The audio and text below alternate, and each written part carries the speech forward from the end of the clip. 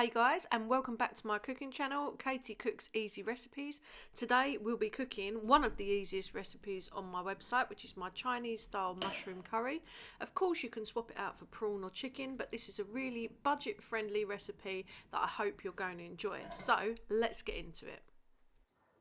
As always, the full ingredients list and method is in the captions below this video, or you can hit the link and go directly to my website and the recipe, katiecooks.co.uk. Let's go straight to the ingredients first. So we're going to need some mushrooms, some cornflour, an onion, some medium curry powder, turmeric, 5 spice, crushed garlic, a bit of sugar, peas, veg stock and soy sauce. Most of the ingredients are store cupboard essentials, so as a budding home cook you should have most of the ingredients in your cupboards at home. As well as the flavour and the low cost of this recipe, another thing I really enjoy is that there's hardly any prep at all. All you need to do is grab your mushrooms and cut them into quarters. Chestnut or close cut mushrooms are absolutely perfect for this recipe. And the only other bit of real prep you need to do for this recipe is the onions. So chop one in half and get it peeled. And then you want to just slice off the root end and cut the onion into nice wedges. And the reason I like to cut my onions into wedges and not slice or dice them for this dish is simply because that's how they turn up in my local Chinese takeaway. And that's almost the prep done. So what you need to do now is grab a nice big mixing bowl.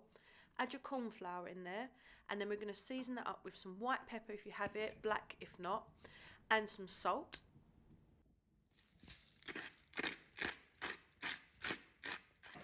Get it all mixed up, and then we're going to go in and add our mushrooms. The reason we're using cornflour is it gives the mushrooms a nice little texture on the outside, plus it actually acts as a thickener for the sauce when we come to putting this dish together. So get those mushrooms all mixed around and tossed around until they're completely coated, and now it's time for cooking. Get yourself a wok or a large frying pan and add about 1.5 tablespoons of vegetable oil. Get that heated up on high and then go in with your mushrooms. And we're just going to cook those until the cornflour goes lovely and golden and some of the moisture has come out of the mushrooms. This will take around about 5 minutes, and after that just remove them from the pan and set them aside. Make sure your mushrooms are only just cooked. We don't want them to be overcooked and mushy. We like them to have a little bite left to them. Once they're removed from the pan, go in with your onion wedges and just stir fry those for a minute or two until they start to colour. Once your onions have begun to soften, add to the pan either a teaspoon of garlic paste, or if you're using fresh garlic, just use 1 big fat clove that you've crushed. Get that cooking on high, but keep it moving so that the garlic doesn't burn.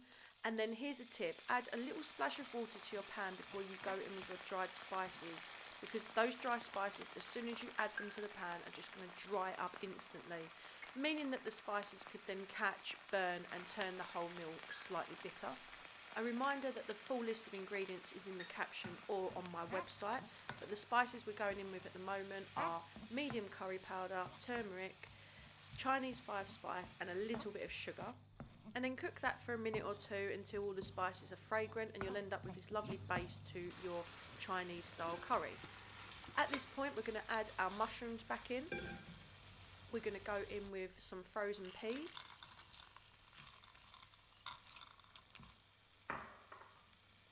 And around about 250 ml of vegetable stock. It's important when you mix your stock to get the right amount of stock cube to hot water. Don't just go in with a whole stock cube, or the whole dish will be too salty. As you can see here, we're adding just about 2 teaspoons of soy sauce, so that will also add saltiness to the dish. So we really don't want to get that stock wrong. If it is a little bit salty, just add a pinch more sugar. Turn it up to medium to high until it thickens, and you end up with this gorgeous mushroom Chinese style curry. What are you waiting for? Go and give it a try, and don't forget to like, share and subscribe if you enjoyed this video.